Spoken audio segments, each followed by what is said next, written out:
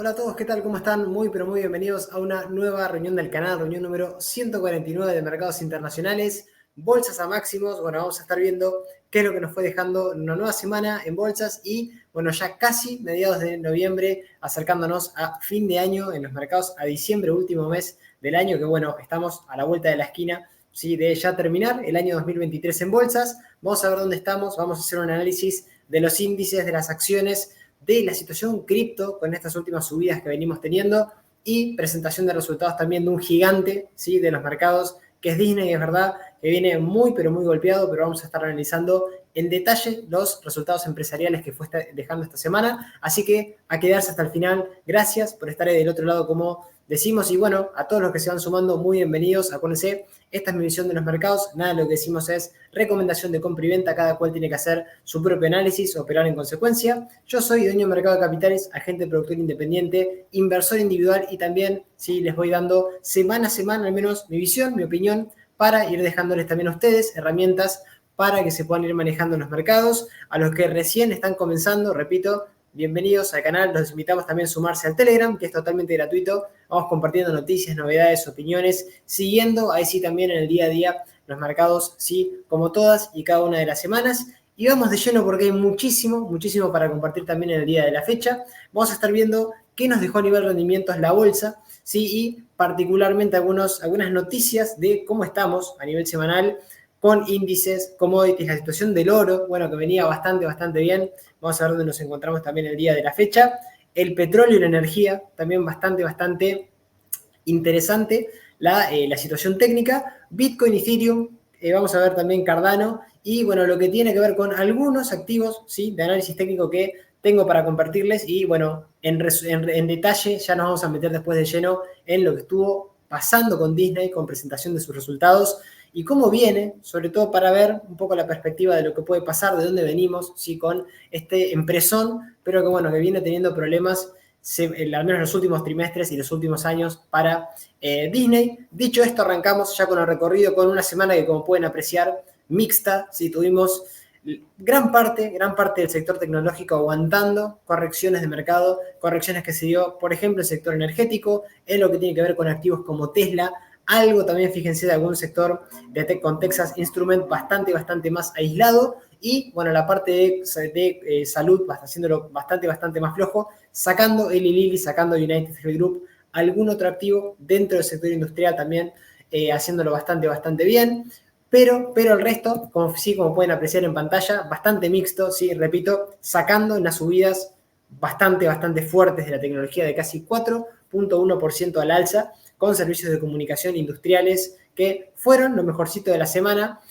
Un trimestre que viene igual de todas formas con rebotes al alza después de correcciones. Vamos a ver dónde estamos igual también a nivel índice, pero en general haciéndolo muy bien la bolsa y sectores como energéticos, los sectores utilities y de real estate también como lo más flojo de los mercados. Y es verdad, semanas al alza, en medio de mejora de un sentimiento de mercado en donde veníamos, como vimos las semanas pasadas, con un sentimiento de mercado bastante más negativo. Bueno, ahora ya tendemos a estar con un sentimiento un poco más de codicia, un poco más de mejoría en cuanto a sentimiento de mercado. Y la estacionalidad es el tema de conversación, al menos para las acciones después de 3 meses consecutivos de correcciones, un octubre bastante volátil, y algún, por ejemplo, Bespoke Investment Group, también comentándonos esta estadística, sí, que históricamente, al menos desde 1945, noviembre, ha sido el tercer mejor mes del año, con una ganancia promedio de casi 1,47%, todo noviembre completo, nos falta mitad de mes, al menos para terminar noviembre, y rentabilidades, ¿sí? Positivas 2/3 de las veces, ¿sí? Que obviamente nos dan al menos esa cantidad de datos. Acciones internacionales en general sacando Wall Street a la baja, ¿sí? Sobre todo también en lo que tiene que ver con Europa, ¿sí? Más allá de que muchas empresas sí fueron dejando presentación de resultados un poco mejor a los esperados. Y sí, el Russell 2000, índice de pequeñas y medianas empresas, una semana negativa. Esta es la parte del sector del mercado que está un poquito más afectada, un poco más resentida en cuanto a caídas. Bueno, no así el S&P 500 y no así, obviamente, la tecnología, pero el Russell 2000 en las pequeñas y medianas empresas de Estados Unidos un poco más complicadas, después de repunte sí de semana pasada, pero sí, fundamento de las empresas de pequeña capitalización un poquito más, repito, resentidas en cuanto a la perspectiva que pueden llegar a tener a futuro y perspectivas de ganancias para las empresas de pequeña capitalización, repetimos, más desafiantes a medida que las empresas tienen obviamente que trabajar el tema de la inflación y tasas más altas, con lo que vamos a ver hacia dónde nos lleva esto, particularmente porque hay otra parte del mercado que son, bueno, los 7 grandes, ¿sí? Los 7 magníficos del mercado que, bueno, Apple, Amazon, Alphabet, Meta, Microsoft, Nvidia y Tesla, que fueron en gran medida todos sus resultados empresariales espectaculares. Le falta a Nvidia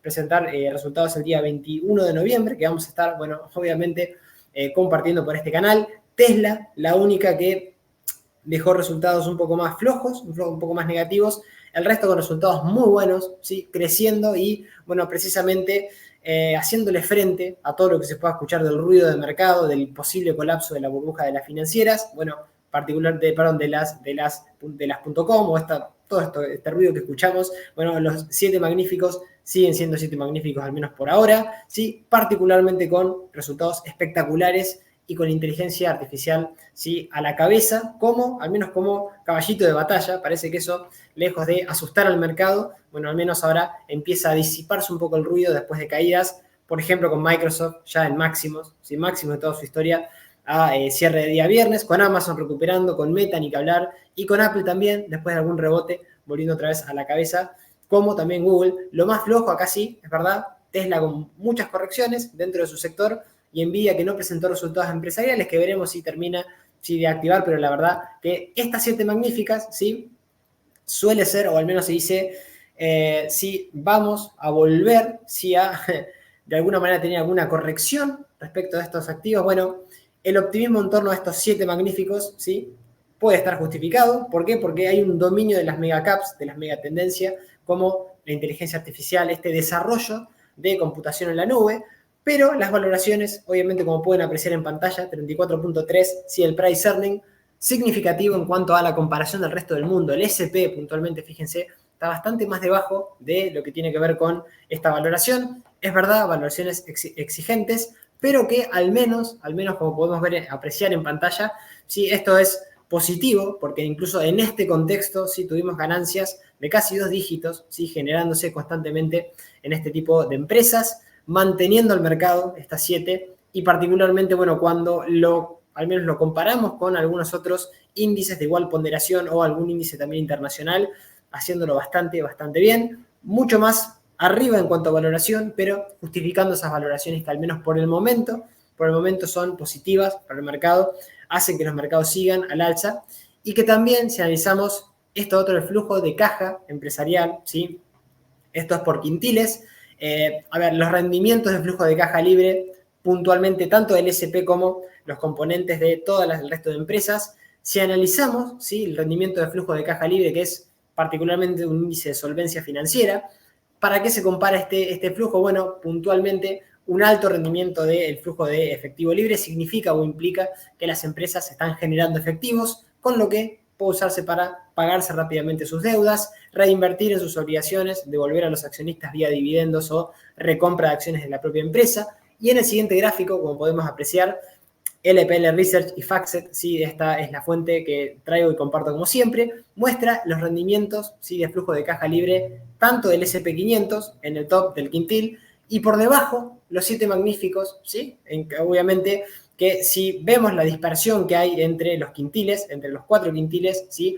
En comparación con la media gris, que, bueno, obviamente nos está hablando de la media del mercado, ¿sí? Los 7 magníficos parecerían estar generando un flujo de caja libre significativo, ¿sí? Cuando se considera el rendimiento, particularmente el resto de componentes. Así que esto podría hablarnos de la posible sobrevaloración de estas compañías, de estas empresas, pero repetimos, al menos con un mercado fuerte, con un mercado manteniéndose y con estas empresas presentando estos resultados espectaculares, parece que por el momento no habría absolutamente nada de qué preocuparse, repito, por el momento. Sí, así que esto es un poco lo que está manteniendo el mercado, mercados que después de correcciones seguimos con resultados espectaculares y con las 7 magníficas sacando Nvidia, que vamos a ver qué resultados empresariales nos presentan, el resto haciéndolo espectacular, con mucha fortaleza, y bueno, con alguna presentación de resultados para la semana próxima, por ejemplo, de Home Depot ya algunos activos, vean, o sea, a continuación, de menos relevancia, es verdad. Hoy vamos a ver uno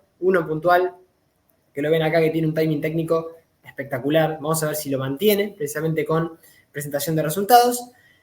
Pero no voy a anticipar cuál es, no voy a hacer el spoiler antes de hablar de él al final. Sí, pero por ejemplo, algunas empresas del sector de consumo, como digo, Home Depot, Target Corporation, Alibaba, sí, e-commerce de China, Walmart, sí, dejando resultados también el día jueves, antes de apertura de los mercados, Applied Materials, Ross, sí, también dejando algún resultado relevante, Cisco también el día miércoles. No mucho más, fíjense que JD.com, también alguna China, otra China, dejando resultados que siempre las analizamos, obviamente. Vamos a ver si también presentan buenos resultados y alguna otra argentina, como puede ser CEPU, Central Puerto, antes de apertura, fíjense, alguna DR, y también Globant, ¿sí? El día jueves, también después de cierre, dejando presentación de resultados. Vamos a ver cómo termina la parte de consumo, ¿sí? Interesante ver cómo termina Home Depot este trimestre, Target Corporation, y bueno, alguna China, Alibaba, que no para de caer. Veremos si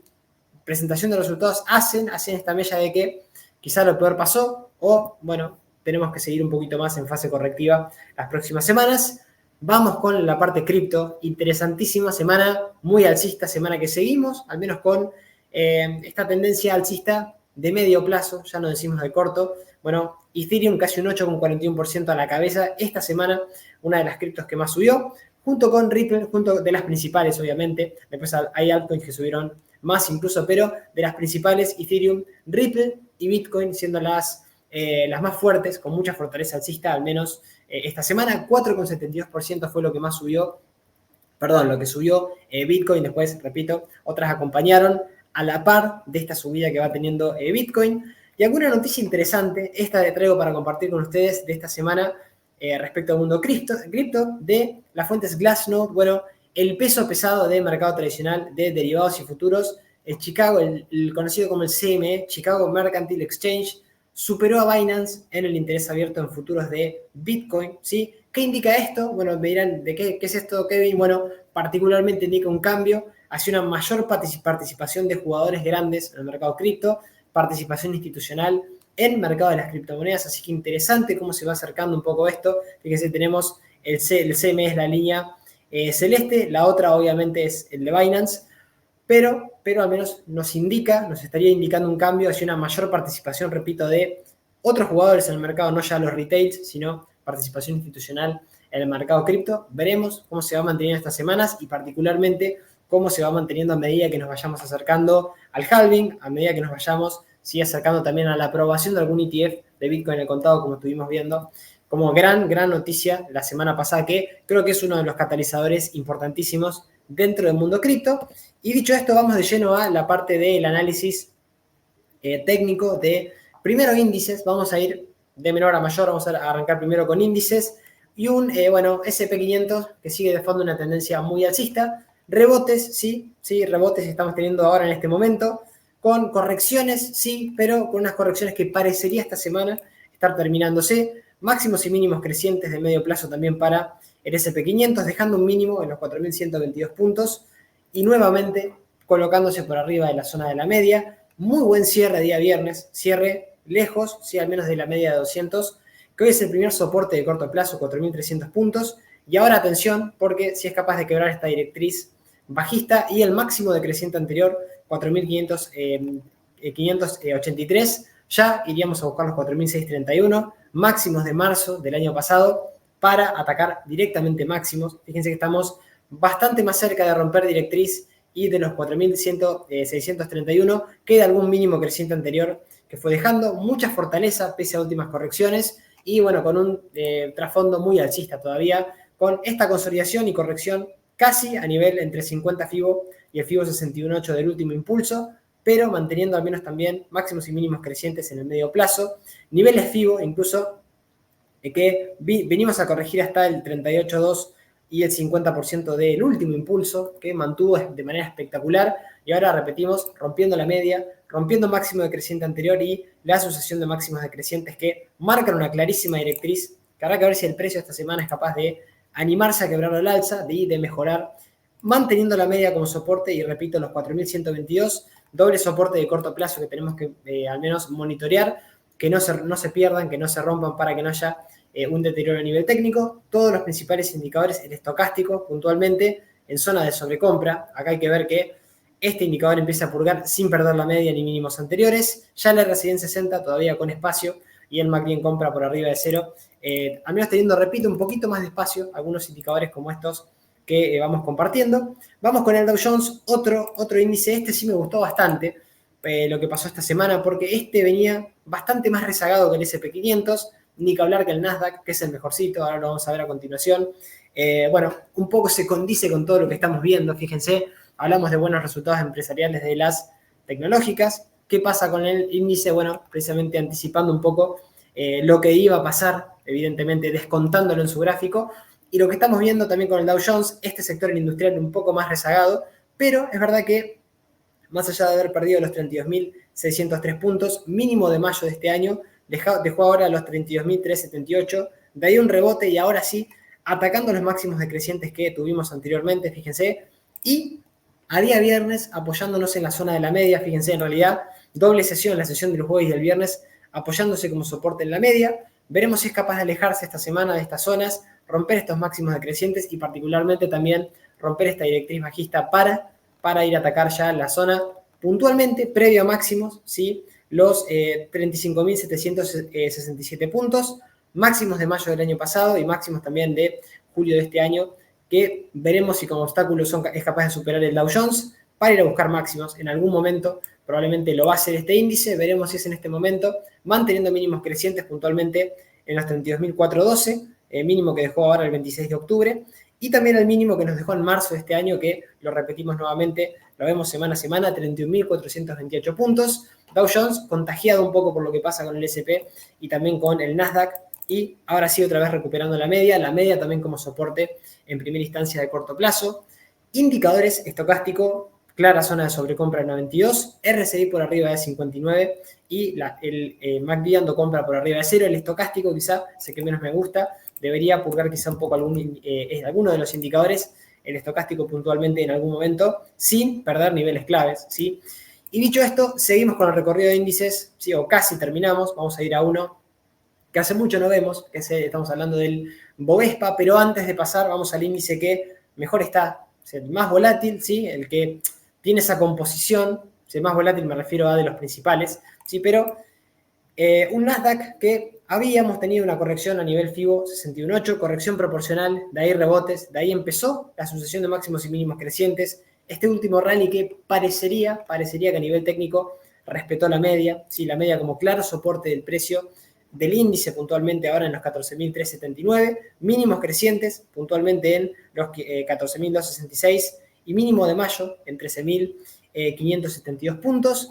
Ruptura de directriz, esta semana directriz bajista que veníamos de la sucesión de máximos decrecientes que nos iba dejando el índice desde julio, fíjense, y después del apoyo que tuvimos en la media, otra vez intentando atacar máximos decrecientes, ruptura de la directriz y mientras mantengamos la media y mínimo creciente anterior, no pasaría absolutamente nada, corrección a la media para probablemente venir a buscar atacar los máximos decrecientes anteriores y ya estar, bueno, muy cerca de máximos, casi en máximos, 16.757 puntos para los máximos que nos había dejado el Nasdaq, noviembre del año 2021, estamos hablando, ya hace tiempo que el Nasdaq no visita máximos después de caídas bastante duras que tuvimos todo el periodo, ¿sí? Bueno, todo el año pasado, desde enero del año pasado hasta, ¿sí? Principios, bueno, casi marzo de este año, en donde empezó a mejorar un poco la evolución de las tecnológicas. Y dicho esto, ¿sí? Después de tener una semana positiva, fíjense el último rally espectacular del Nasdaq, una muy buena performance, sí, particularmente la del día viernes, con una vela espectacular, sí, ya quebrando esta directriz, y puntualmente es verdad los indicadores bastante exigidos, particularmente el estocástico en clara zona de sobrecompra. Acá hay que exigirle quizá en algún momento que purgue indicadores sin perder la media, sin perder los mínimos crecientes que nos pueda llegar a ir dejando también el Nasdaq. Sí es verdad el RSI en la zona de 63 y el MACD dando compra por arriba de 0. El estocástico es, repito, el que menos me gusta, también en el Nasdaq, por la posible sobrecompra y la necesidad de purga de indicadores en algún momento. Pero así todo, la verdad que, perdón, entró un mosquito justo, invitado del canal. así todo, el Nasdaq espectacular, haciéndolo muy, pero muy bien. Y nos vamos al Bovespa, si algún índice, algún otro índice, este sí ya atado a lo que esté pasando de este lado del mundo, ¿sí? Y con un índice Bovespa interesante, un Bovespa que está fuerte, está alcista en este momento y que, claro, después de alguna corrección, casi a casi, no digo a nivel de 61 FIBO del último impulso de marzo, sino casi entre el 50 y el 61, y de ahí también máximos y mínimos crecientes, ruptura de una directriz, ¿sí? Apoyo en esas zonas y apoyo en la media hora con un clarísimo doble suelo que no termina de cumplir a nivel técnico, pero fíjense la media actuando como soporte, junto a los niveles de mínimos anteriores en los 112.121 puntos para el Bovespa de Brasil y mínimos crecientes anteriores, particularmente ¿sí? Estos dos, la zona de los 97.027 y el mínimo de julio del año pasado, 95.238 para un Bovespa que está fuerte, que vuelve, parecería otra vez a tener una performance interesante y en caso de que quiebre los 123.047 puntos, ya de lleno a intentar atacar máximos 131.098 puntos para el principal índice de Brasil, que, bueno, si vemos un poco el gráfico, es un índice alcista, pero que ya hace bastante no visitábamos esta zona de máximos anteriores, como podemos evaluar. Estamos hablando de mediados de junio del año 2021 para el Bovespa, que repito, ahora va mejorando, al menos con la sucesión de mínimos crecientes y la media totalmente, al menos como soporte, actuando ahora del precio actual, y mínimos crecientes, repito, que no tendría que perder todos los principales indicadores, el estocástico puntualmente, en zona de sobrecompra, el RSI también acercándose a esos niveles, y lo que tiene que ver con un MACD en compra por arriba de cero, algún momento van a tener que purgarse los principales indicadores también en este índice, pero atención porque después de correcciones volvemos a tener mejorías también, contagiado lo ves un poco de lo que va pasando en el plano internacional.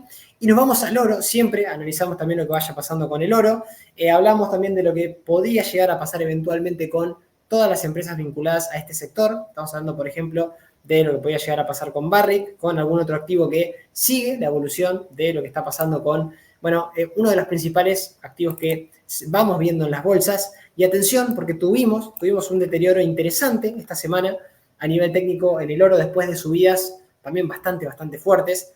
Y de un último impulso que todavía al menos se mantiene a nivel técnico. Fíjense, estamos hablando de todo este último impulso que tuvimos desde octubre del año pasado hasta máximos, hasta los últimos máximos, 191,39, porque nos quedan los 194 como máximos de toda su historia para el oro. Pero, ¿qué está pasando ahora? Después de superar la sucesión de máximos decrecientes que teníamos en el pasado, $184,28, anulamos el doble techo, pero sí tuvimos una pequeña caída, o pequeña gran caída, con mucha volatilidad en el oro, casi a cierres o intentar cerrar un hueco alcista. Por acá está la clave, no cerrar estas zonas y no perder la media de una manera, digamos, un poco más clara la semana que viene, porque de pasar eso, bueno, seguramente iremos a visitar alguno de los dos huecos alcistas que dejó casi, a mediados de octubre, donde el oro tuvo esta performance muy buena, y los $168, que atención, porque esa es la zona clave ya de medio plazo para el oro, de perderse, estaríamos cerquita de perder niveles FIBO del último impulso alcista, que hoy pasa por los $166,26. Ahí tendríamos un deterioro claro en el oro. Por el momento no lo veo, siempre y cuando aguante la sucesión de huecos alcistas que fue dejando y el mínimo de el 3 de octubre en los $166,26, junto con niveles FIBO 61.8 del último impulso. Veremos si es capaz de superar en el futuro también los $186 y los 191 para atacar máximos, pero en corrección y sin tener que perder esos niveles que marcamos para que no haya un mayor deterioro a nivel técnico. Todos los principales indicadores acá sí ya más purgados, así que habrá que ver si después de purgar indicadores volvemos a tener compras en los mismos y sin perder niveles de la media y sin perder mínimos crecientes anteriores, aguantamos para seguir al alza en la evolución del oro. Y dicho esto, la plata, ojo, porque la plata tiene un comportamiento un poquito más adelantado del oro. Esto lo venimos viendo semana tras semana también. ¿Por qué? Bueno, porque la plata también tiene esta correlación, ¿sí? Pero repito que acá ya se ve un poquito más deteriorado. ¿Por qué? Bueno, ustedes estarán viendo en el gráfico. Fíjense, llegamos a intentar acá sí atacar el hueco alcista que dejó en octubre de este año la plata en los $19. Justo rebotamos en esa zona y ahora peleando con la zona de la media, sin poder quebrar máximos decrecientes que va dejando también el activo. Y acá lo complicado sería romper los $19 y el mínimo que dejó en marzo de este año en los 18.36, para ya sí venir de una manera un poquito más clara a intentar atacar los 17,40. Son niveles FIBO de todo el último gran impulso alcista que tuvo la plata, pero así como el oro, fíjense, un poco más adelantado. Acá sí está un poco el riesgo de perder estos niveles y perder los mínimos de marzo y ya tener un deterioro a nivel técnico un poquito más claro. Cerramos incluso a día viernes por debajo de la media, primer obstáculo como resistencia junto al máximo decreciente anterior en los 21,73 y deterioro a nivel técnico al menos hasta que no vayamos, ¿sí?, superando esta sucesión de máximos decrecientes que nos va dejando en el corto plazo la plata. Los principales indicadores todos, la gran mayoría, sobrevendidos, puntualmente el estocástico y el RSI por debajo de 50 en 41 pulgados, es verdad, pero habrá que ver si recuperamos la media y qué pasa con el oro, porque, repito, esto va un poquito más volátil, más adelantado que el oro, pero también va siguiendo un poco la dinámica de lo que va pasando, al menos por el momento también con el oro. Y el petróleo, atención, sobre todo atención a las energéticas, porque acá también tuvimos deterioro a nivel técnico, esto ya lo venimos comentando semana tras semana, pero ojo, porque esta semana también se produjo una debilidad interesante. Lo vimos, sí, para quien nos va siguiendo en algunos activos de este sector energético, lo vimos en la energía puntualmente, a medida que íbamos viendo estos deterioros también a nivel técnico en el petróleo. ¿Y por qué digo esto? Porque tuvimos, ¿sí?, esta semana puntualmente la ruptura en la zona de la media, fíjense cómo pueden apreciar, y luego nunca pudimos recuperar esos niveles, al menos por el momento. La media empieza a hacer resistencia ahora para el petróleo en los 85,28 y nos va dejando máximos decrecientes junto a este gap bajista, que es importantísimo que en el corto plazo lo pueda ir a cerrar después de quebrar la media, para pensar que lo peor pasó, para pensar que mantenemos al menos una sucesión de máximos y mínimos crecientes, particularmente toda esta sucesión de mínimos crecientes que nos va dejando y que nos podría llegar a dejar ahora en los 79,46, siempre y cuando, repito, quebremos la media nuevamente al alza y no ataquemos a la baja los 71,41. Estamos hablando de toda esta zona de suelo que fue armando, fue generando el petróleo en mayo de este año, que ahí estaríamos un poquito bastante más complicados, porque luego nos quedan algunos máximos mínimos crecientes ya del año 2021 y niveles FIBO del último gran impulso que tuvo la energía en los $63,11. Ojo en caso de pérdida de esos niveles, porque habría bastante deterioro en todo este sector. Máximos decrecientes, gap bajistas que no puede ir cerrando tampoco el petróleo, y máximos decrecientes, repito, que ya van quedando lejos para un activo deteriorado, al menos en el corto, medio plazo, de lo que está pasando desde máximos con el petróleo. Todos los principales indicadores bastante sobrevendidos. Acá puede haber la posibilidad en algún momento de tener algún rebote al alza, puntualmente del estocástico, que estamos en 6, ¿sí? Vamos a ver si volvemos a dar en algún momento otra vez compra, y el RSI también en 38, que bueno, vamos a ver si, repito, va empezando a mejorar un poquito el petróleo, su comportamiento a nivel técnico. Y dicho esto, nos metemos en Bitcoin, ¿sí? Antes de meternos solamente en la parte gráfica, quería también compartirles algo más, aparte de todo esto que estamos compartiendo.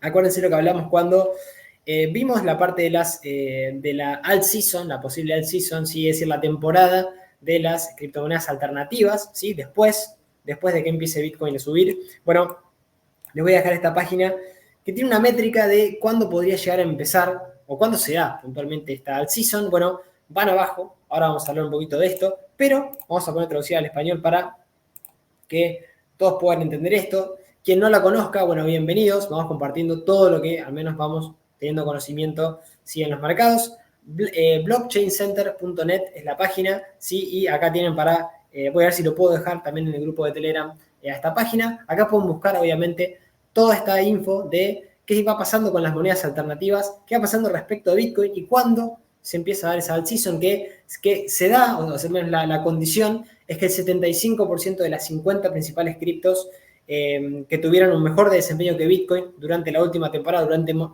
últimos 90 días, ahí comienza la alt season o la altcoin season, ¿sí?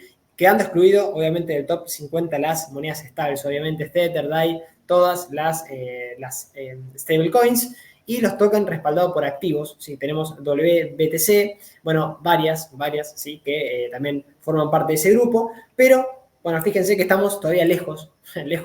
Esto al menos nos da un indicio. De la temporada del season tendría que estar por acá, en el punto 75, podemos ya estar en un paso, creo que un poquito más cerca de esta alt season. Estamos en nivel 35, por ende le quedaría, al menos desde mi punto de vista, al menos también desde esta métrica, bastante recorrido al Bitcoin todavía antes de que ese dinero vaya rotando de Bitcoin a quizá algunas monedas alternativas, ¿sí? Así que, dicho esto, les comparto esta página que me gustaría saber en comentarios si la conocían, si la tienen en cuenta y puntualmente, porque hay mucha gente nueva ingresando también en el mundo cripto y que probablemente tampoco haya interpretado o entendido lo que en qué momento sea esta posible alt season, que digo posible porque no sabemos si se va a volver a dar o a repetir en cuanto al ciclo anterior, pero por el momento, si bien todavía nos quedan lejos los $68.000, dándose esta sucesión de máximos y mínimos crecientes,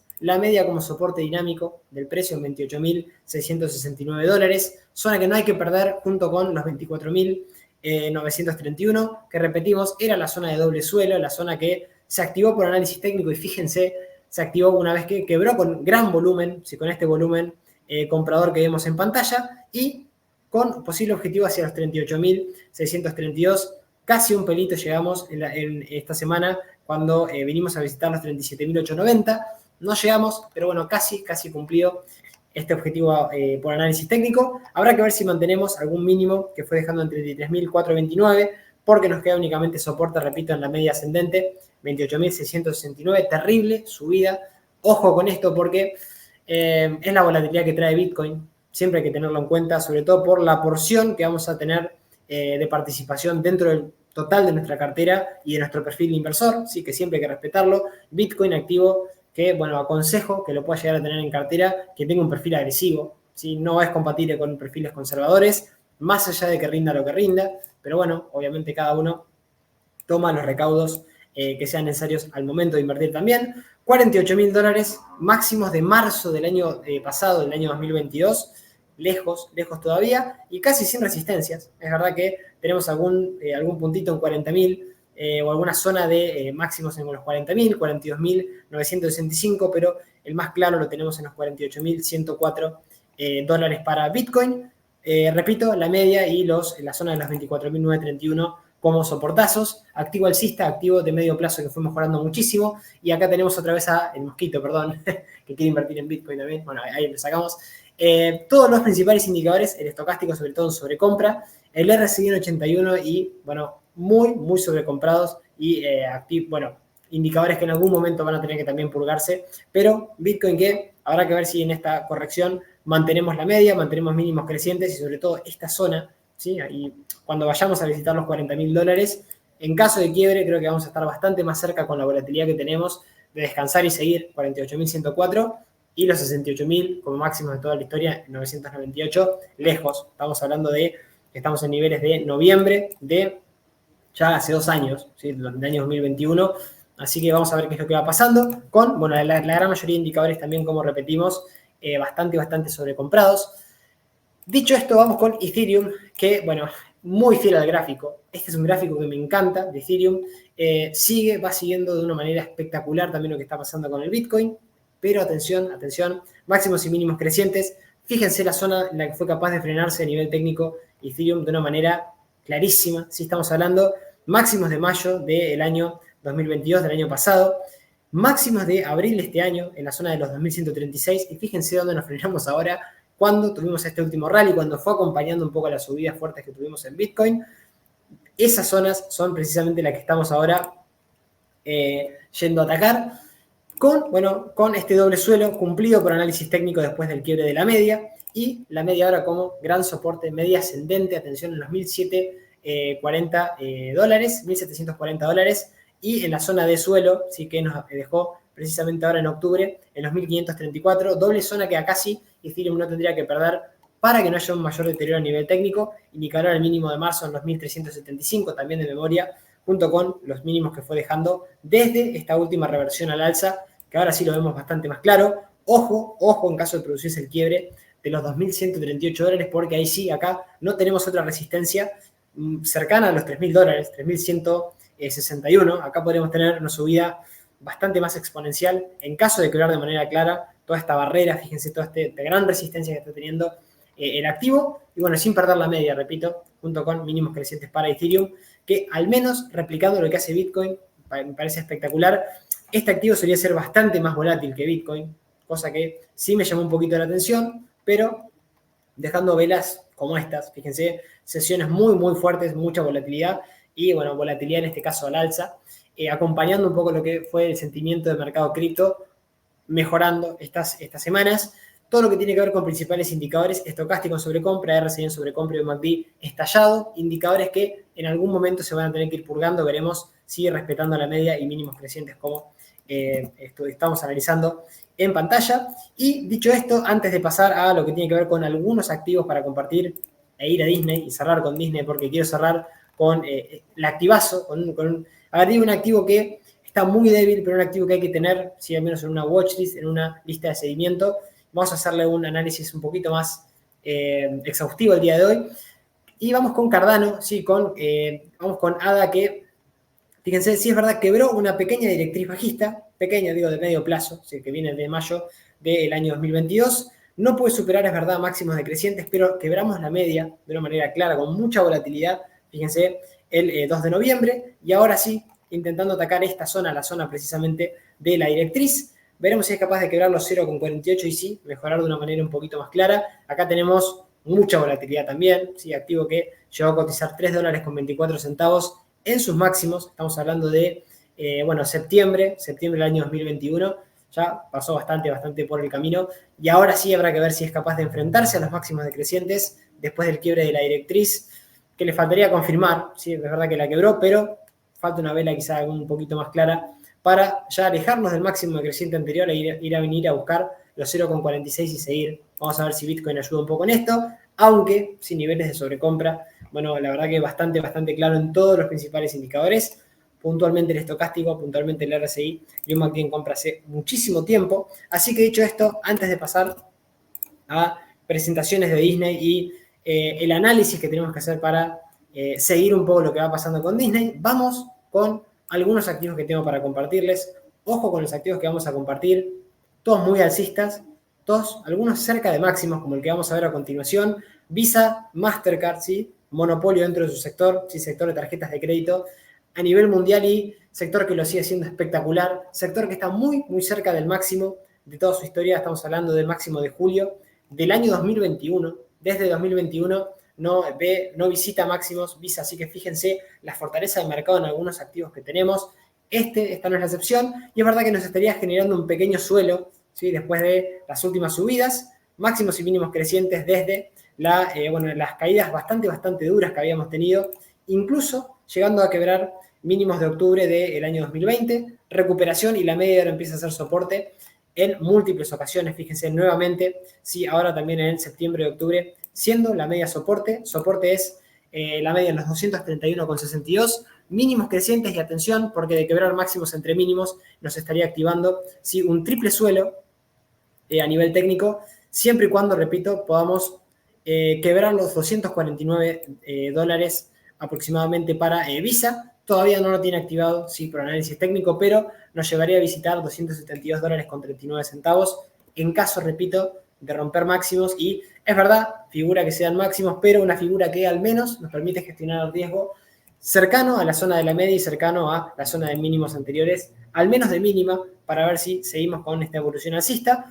Es verdad, soportes, lo más importante es lejos, ¿sí? La media y niveles vivos ya del último impulso en los 221,38,2 y los $203,34 para un activazo, activo fuerte, activo consolidando y que nos puede dar casi cerca de máximos alguna estructura, ¿sí? Alcista, un patrón alcista de doble suelo a nivel técnico para seguir esta evolución alcista, activo que paga dividendos por si fuera poco.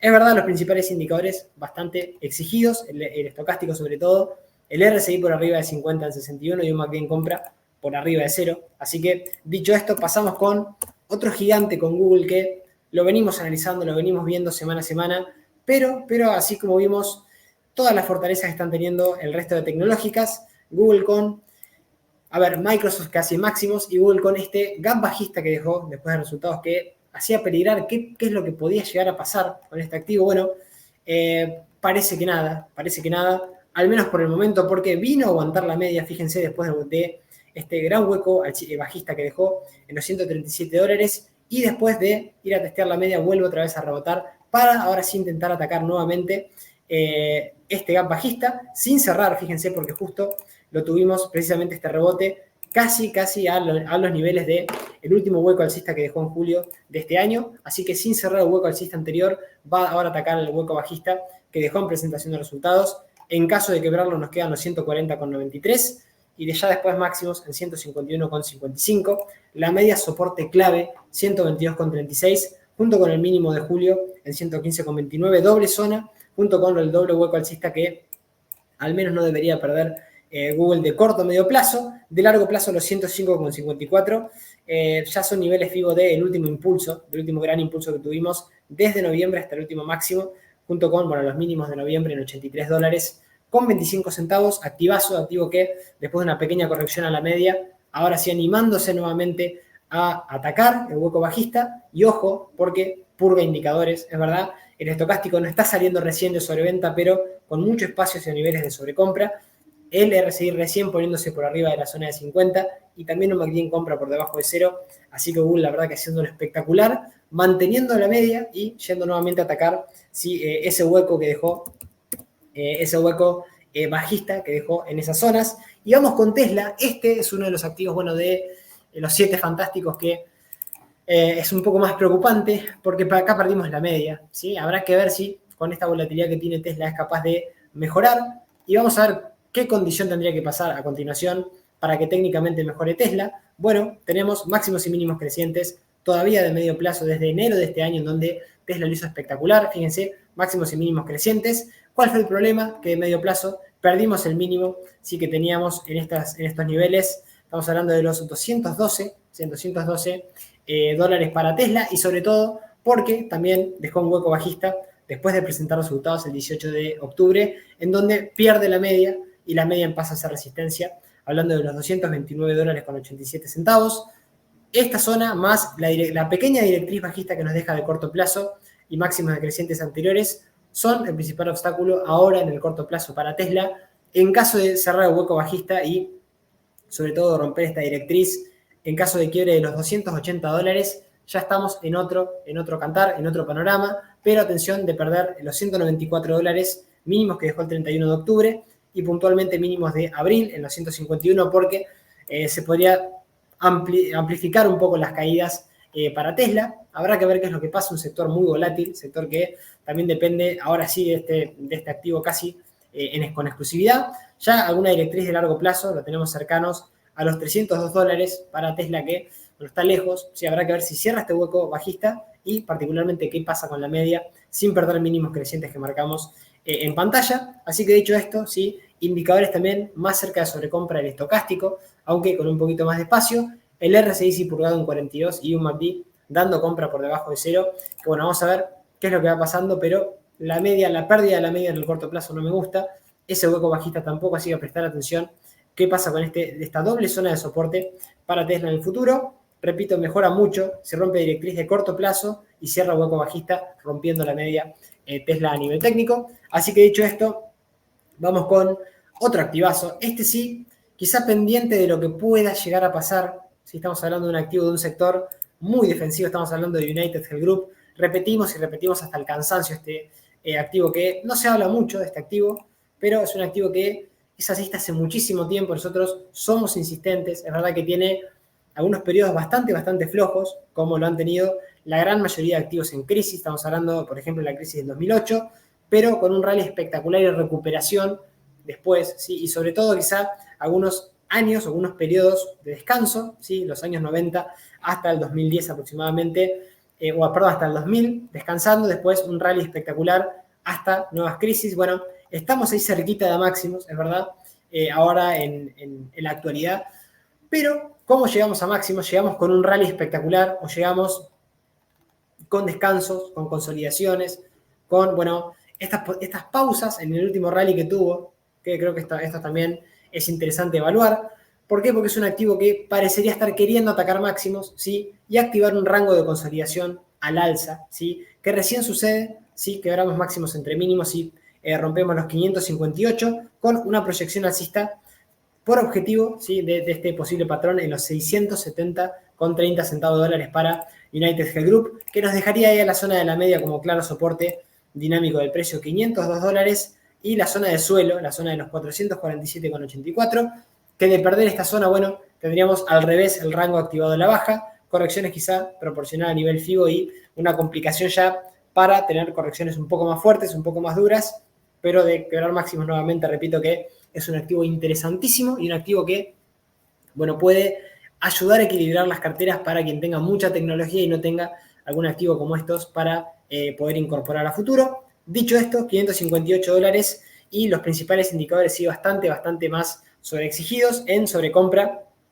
El estocástico ahí cerquita, el R163 y quizá el riesgo es activar la estructura en máximos, pero repito, una estructura de un descanso de ya largo tiempo, casi de un año, todo el año, perdón, desde el año pasado, desde enero del año pasado no quiebra máximos, recién estaríamos yendo a atacarlos el día de, bueno, estas próximas semanas, no sabemos cuándo va a ocurrir, pero ahí lo tenemos en pantalla y también lo traigo para compartir. Y el último activo, antes de ir a analizar Disney y ya cerrar el directo del día de la fecha, Pfizer, sí, activo de, bueno, tecnología, activo de medios de pago y activo que tiene un timing técnico espectacular, activo muy alcista, no alcista, sino muy alcista de fondo. Vamos a un gráfico a nivel semanal, desde los años 90, activo con un track record espectacular también, y que en el corto plazo viene de correcciones duras, viene de correcciones a la zona de la media, correcciones que únicamente ha tenido en crisis 2008 en las.com y también en la pandemia. Venimos ahora de un periodo bastante complejo. Para el activo no venimos de un rally espectacular, todo lo contrario. Y ahora, ¿qué fue lo que estuvo pasando estas semanas? Bueno, después del último impulso que tuvimos desde junio del año pasado hasta últimos máximos en 130, volvimos a quebrar la zona de la media de nuevo. Cerramos el hueco bajista de los 119 dólares que nos había dejado y particularmente aguantamos niveles de los 109 dólares con 24 centavos, zona de stop de corto plazo, junto también con el nivel FIBO de este último gran impulso que tuvo el activo en los 103,94. Un paréntesis de este activo presenta resultados empresariales esta semana, si no me equivoco, a cierre de día miércoles, así que eso puede activar un hueco alcista, hueco bajista o no, vamos a ver qué es lo que pasa, pero para quedar definido, obviamente en los 103,94, gran soporte de medio a largo plazo para este activo. Por debajo de esa zona hay deterioro y habrá que ver qué pasa, sobre todo si mantiene la media, que a cierre de día viernes la tuvimos ahí cerquita del precio en 116 dólares, y si es capaz de aguantar esta zona de mínimos en los 109.20 también, para ir a atacar el máximo decreciente en los 123 con 58 centavos de dólar. Todos los principales indicadores sobrecompradísimos, como pueden apreciar en pantalla, pero obviamente activo que después de quebrar la media deja un hueco alcista, cierra un hueco bajista de hace unos meses y ahora está intentando ir a atacar los 123 dólares para seguir una evolución alcista después de caídas duras, ¿sí? Que habrá que pedirles, en caso de presentar resultados, veremos cómo salen la semana próxima, que no pierdan ni los 109,20 ni la zona de soportazo de largo plazo en los 103,94, junto con los 86,89 también, claro soporte de junio del año pasado para Pfizer.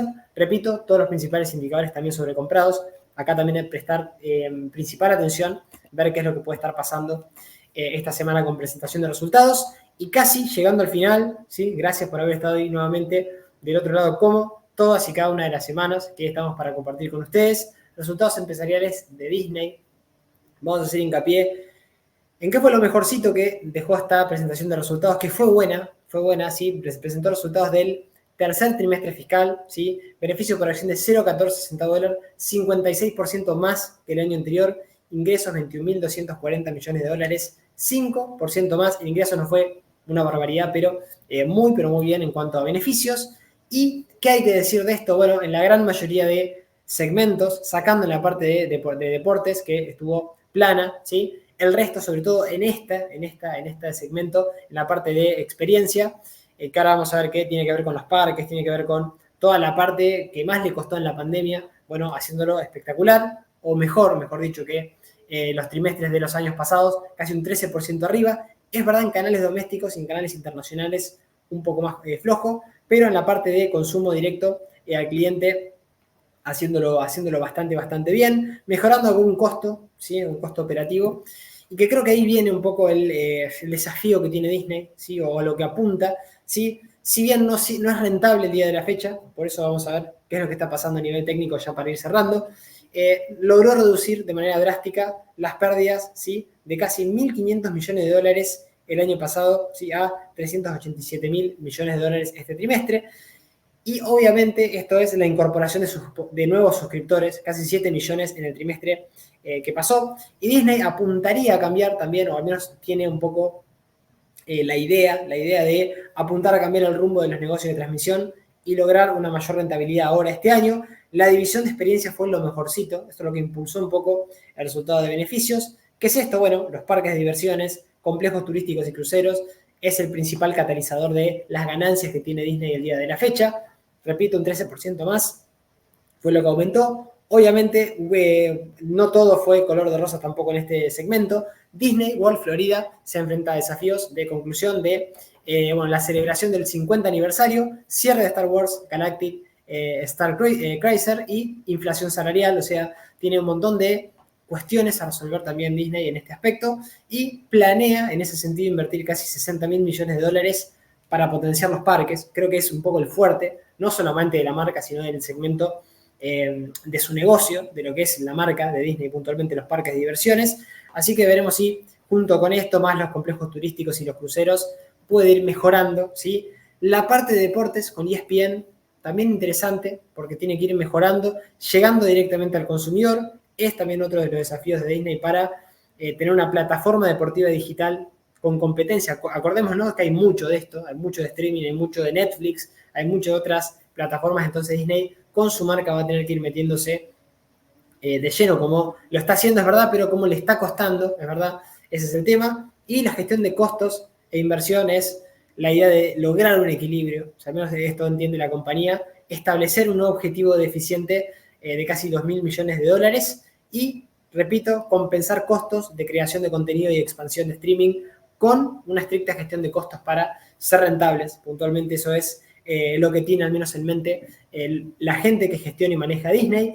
Y vamos a un aspecto fundamental que yo creo que es vital para sobrevivir en este mundo, ver también la parte del largo plazo, no únicamente lo que pasa en el corto, medio, con el análisis técnico, sino ver también la parte fundamental.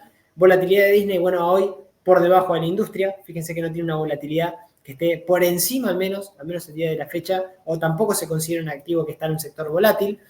El PER, ¿sí? De 44 veces, ¿sí? Un PER exigente por las caídas que viene teniendo todavía Disney, contra el, 70,2, no 44, 44 es el razonable de la industria, ¿sí? 70 veces es lo que está cotizando en cuanto al PER hoy Disney, así que esto me pareció un ratio bastante exigente en cuanto a lo que tiene que ver con, puntualmente, esta métrica que se usa para el análisis fundamental, lejos todavía del PER promedio. Sí es verdad, algo positivo dentro de lo negativo es esto, ¿sí?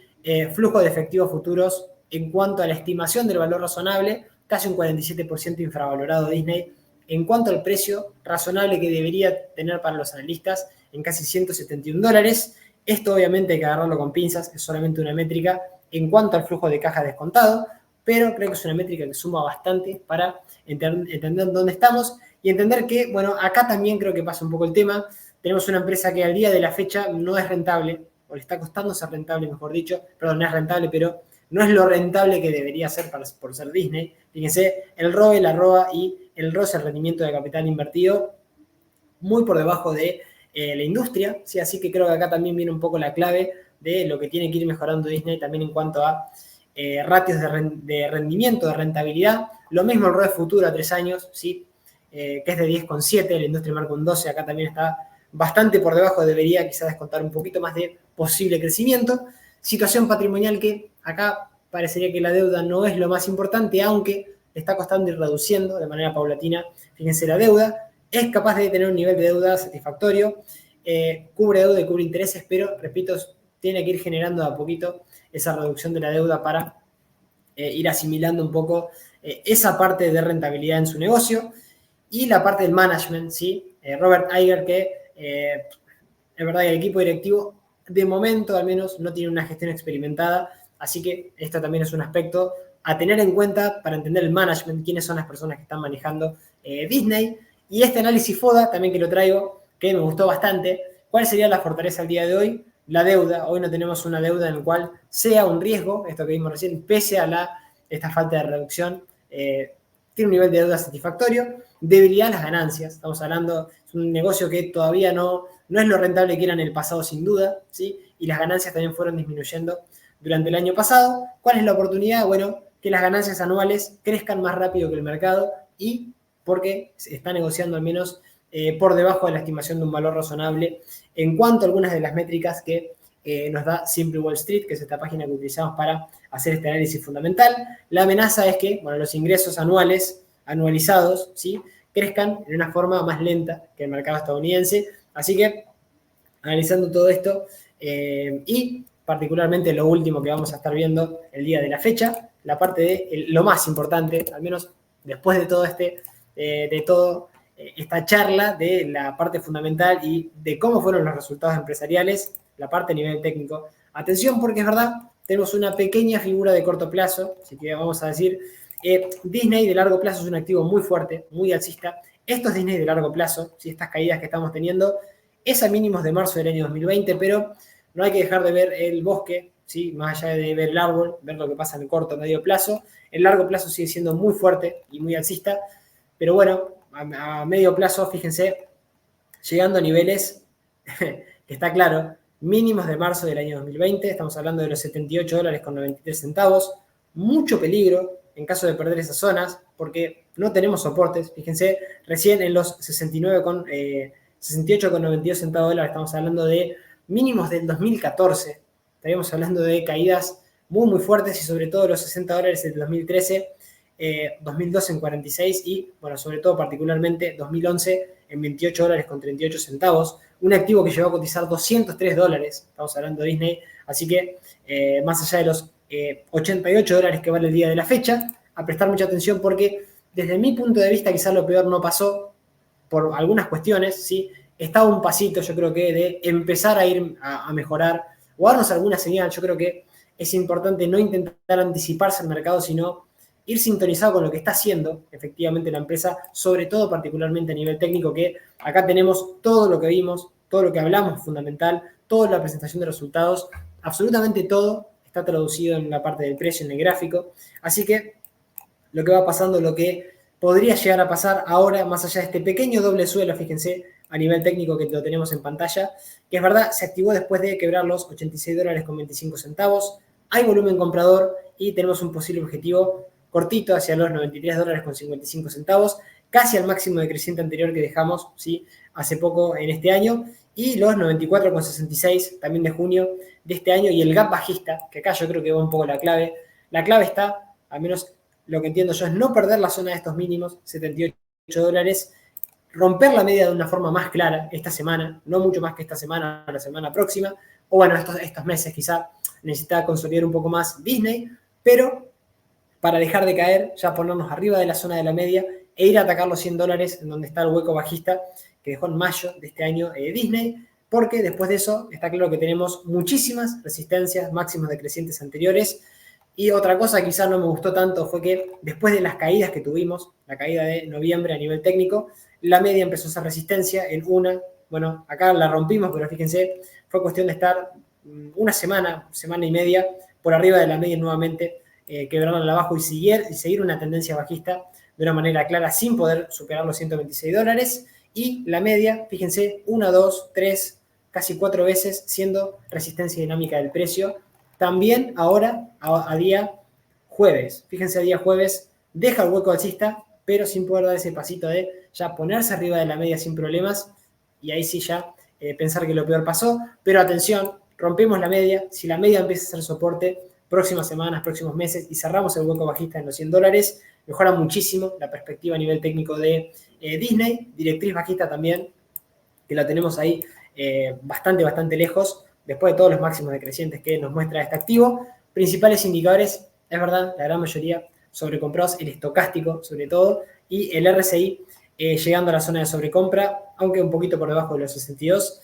Tienen en algún momento que purgar indicadores, pero repito, Atención si quebramos la zona de mínimo anterior. Quien haya querido anticiparse el movimiento, los $78.95 puede evitar catástrofes, pues estamos perdiendo estos niveles y estamos perdiendo niveles también de soportazos de marzo del año 2020 para este activo. A no apurarse, a no intentar anticiparse al mercado y seguir atento a lo que pase con la media y el posible cierre de hueco bajista en los $100 para que recién ahí empiece a mejorar Disney. De lo contrario, activo peligroso y activo que si quiero los $78.95 puede tener mayores caídas. Así que, dicho esto, gracias por haber estado del otro lado. Como siempre, como todas y cada una de las semanas, los dejo con esta frase de el gran, sí, Benjamin Graham, ¿sí? De la parte de value, ¿sí? Es verdad, de la parte de análisis fundamental, que nos dice que las inversiones exitosas consisten en saber gestionar el riesgo y no en evitarlo. Así que intentemos tener un sistema, cualquiera que sea que tengamos, que sepamos dónde están nuestros posibles stop loss,